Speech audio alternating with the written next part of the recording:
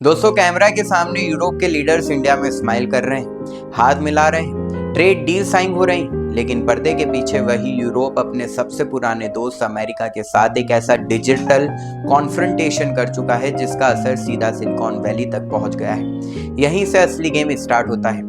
Geopolitics का एक पुराना रूल माना जाता है, सुपर पावर का ऑफर रिजेक्ट करोगे तो उसकी कीमत चुकानी पड़ेगी। लेकिन 2026 की दुनिया में ये रूल 2 बार टूट चुका है।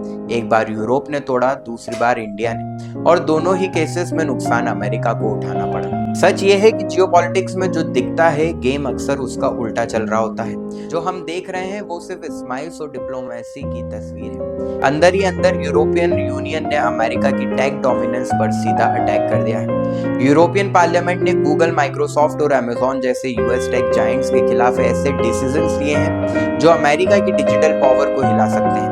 इस पूरी स्ट्रेटेजी का नाम है डिजिटल सोवेरेनिटी।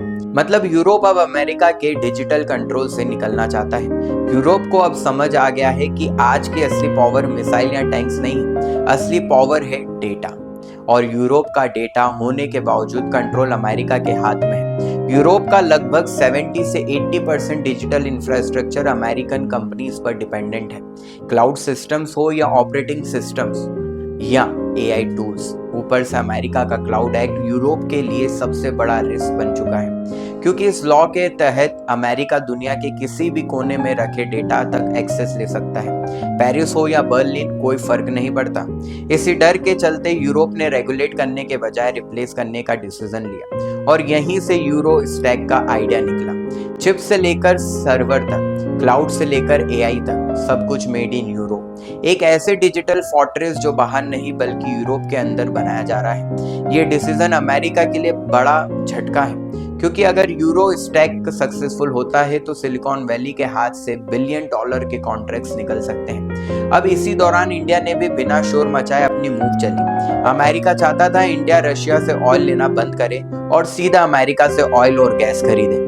प्रेशर बनाया गया, टैरिफ्स लगाए गए, लेकिन इंडिया ने सीधी टक्कर लेने के बजाय स्ट्रेटेजी बदली। इंडिया ने रशिया से ऑयल एकदम बंद नहीं किया, थोड़ा कम किया, लेकिन अमेरिका से ऑयल खरीदा ही नहीं।